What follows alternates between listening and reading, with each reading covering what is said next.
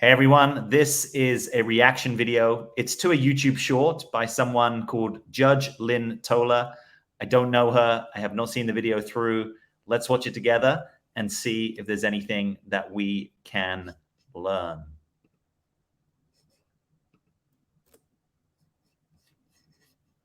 "5 years. Because that's all I know. I don't know nobody else. How old are you? 28. I've been with him for 5 years, and I love him, and I don't want to start over. That's probably something that a lot of you can relate with, right? The experience of, I love someone and I don't want to start over. I can have a disease for 5 years.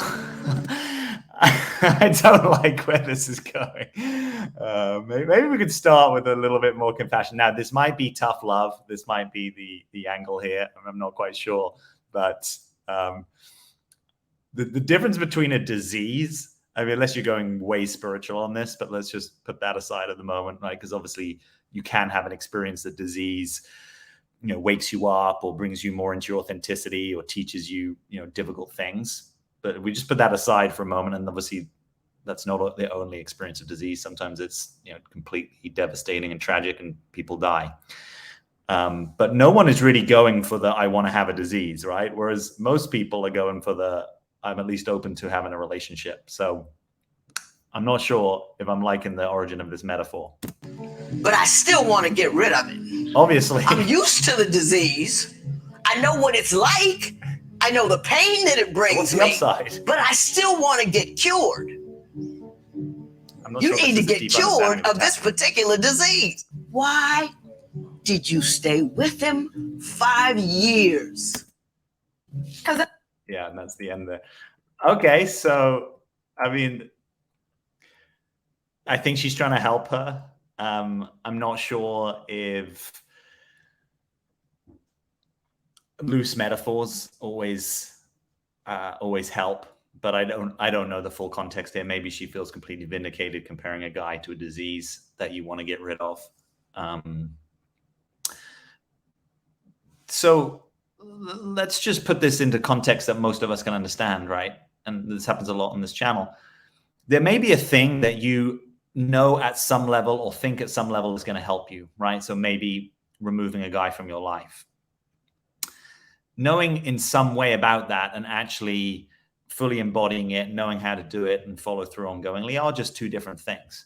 So I'm not sure that we can always help people by only appealing to like the prefrontal cortex, right? Giving you a better argument or a stronger rationale.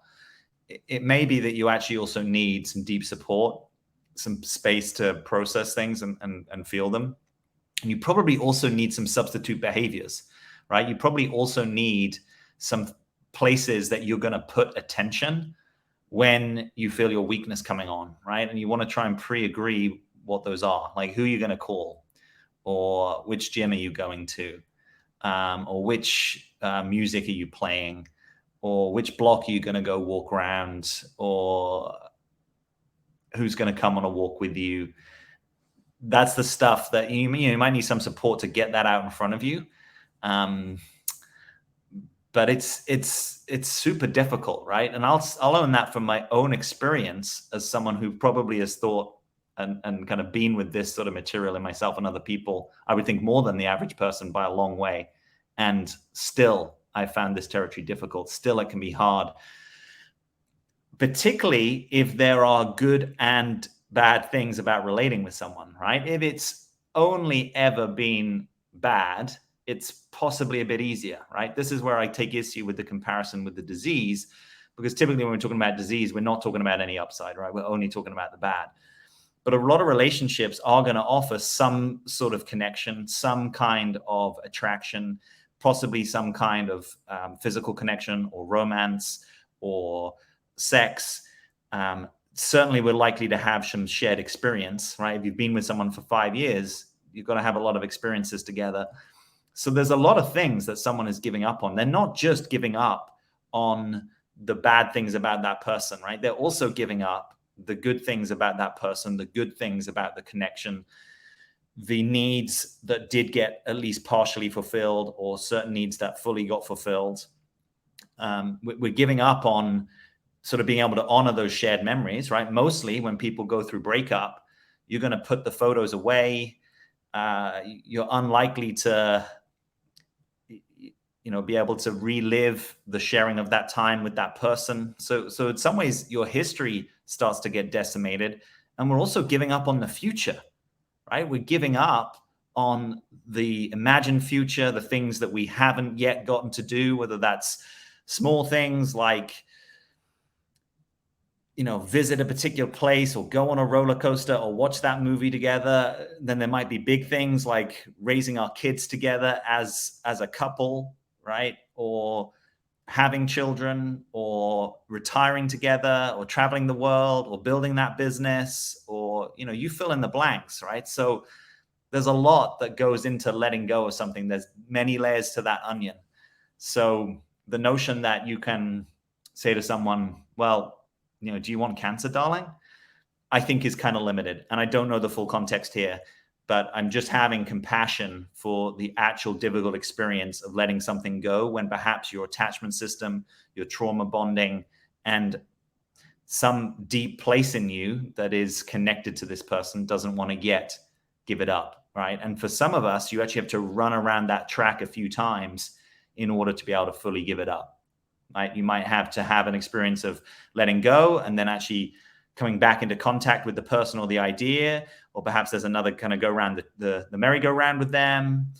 It's not always easy for it just to be a one and done, right? Said differently, it's not always that easy, even just to go back into the original metaphor, for someone to be like, oh, you've got cancer. Yeah, just come in and we'll chop it out and you'll be done, right?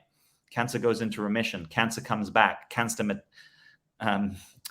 metastasizes. It does all sorts of things, right? So relationships aren't always easy just to unwind, because part of you is also going to be fearful of a future. In her situation, she's 28 years old. They've been together for 5 years. So she was 23. That's young, right? So most of her adult life, she's been with this person. So of course she has fear, right? There's lots of people who've been in a relationship for the vast majority of their adult life. They don't really have memories of another life, right? Or maybe you are now having the experience that, well, that was true for me, but now here I am, and I've actually gone through separation. And so for the first time in my life, I'm dating, and the world has changed. Like these apps, this online, none of that existed. And I didn't even really have to date that much because, I met some guy who was, in my building and my first year of college, right? Or we both ran track together, or, he was a family friend growing up. So it's sort of like there wasn't a whole load of dating that doesn't go anywhere, dating that we never even get on the date, texting relationships, situationships, pen pal ships, drop off guys, ghosting, breadcrumbing. I mean, this whole domain of life maybe didn't even exist in quite the same way back then, because some of the properties of it, I think, have been exacerbated by connecting with people online. But that's going to be new, right? So part of you knows that it's actually going to get worse before it gets better. And a lot of us will choose the familiar worse than the unknown, possibly worse, possibly better. So all of that just to say props to any of you that are trying to let go of something that's been difficult. You may surprise yourself in the fullness of time, the depth of your courage and clarity that you can tap. If you struggling to get off the merry-go-round, so to speak, I don't mean that as a disparaging metaphor, just that, I sometimes think of relationships a bit like, you kind of come together like magnets, and then you're kind of in each other's vortex, right? That's the sort of the merry-go-round. Then maybe you come out of that, but something sort of draws you back in. If you're having that experience that it's been hard to get off, just also have some compassion for yourself. No one taught you this, right? You weren't in elementary school and we said, hey, second week of elementary school, we need to teach you how to get off that merry-go-round. We need to teach you how to let something go. We need to teach you how to look at a guy that's no good for you and know in your heart that he's a kind of cancer. I don't think we should be teaching that, but you get my point, right? That there's no school. You might not have, maybe your parents are still together, right? Or maybe you've never known your parents together. So there's just so much variance. There's so much evolution that's happening on the leading edge of relationships. It's messy. it's new, it's unknown, it's postmodernism, it's deconstructing things, it's new ways of being in relationship, it's more relationships in a life than most of our ancestors would have known. It's lots of things, right? If you compare careers, used to be that people had a career for life, right? Now people are doing things and making levels of money from careers that you and I couldn't even thought of 5 years ago. So things are moving and evolving faster. And they're not only evolving, sometimes they're devolving. And that can just be difficult and stressful. So yeah, this is just a message of take it easy, stay patient. You know, it's not a sprint. Even letting someone go doesn't have to be a sprint. Sometimes it can take a while. If you've been together for a while, it may take even longer. And I also want to say, I have people write to me often say, isn't this crazy? And my first thought, even before I read it, is this probably isn't going to be crazy. And the craziness might be, well, I never even fully dated this guy, right? Sometimes those breakups are difficult because no one even really knows about them because they didn't know that you were that interested in them, and they're not going to get the gravity of it because the guy wasn't even your boyfriend, but actually you're really brokenhearted, right? Or maybe you had feelings for this guy for years and then suddenly it looked like it was on and then it wasn't. None of it's crazy. It's your experience. You have a right to your experience. No one can tell you shouldn't be having this experience.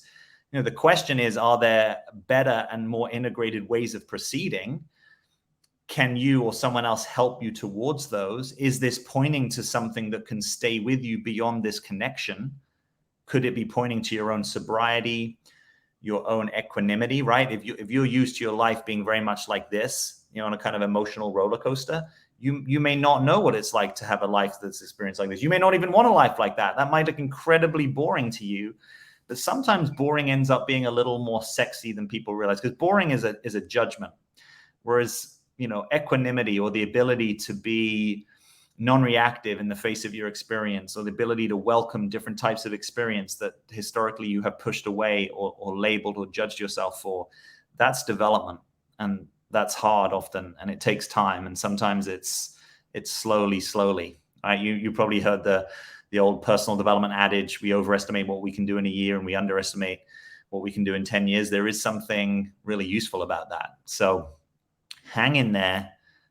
Don't be judgmental of yourself, and trust that if you keep walking in the right direction, even if you sometimes fall off that horse, you will get there, and you will be able to look back. And once you've integrated that, right, once you've gone through a very difficult to let go person kind of experience, I think it's going to be there for you. I think it will be much easier for you in the future if you had to go through a similar situation. So all the best to you. As always, I'm Jack. Thanks for being here.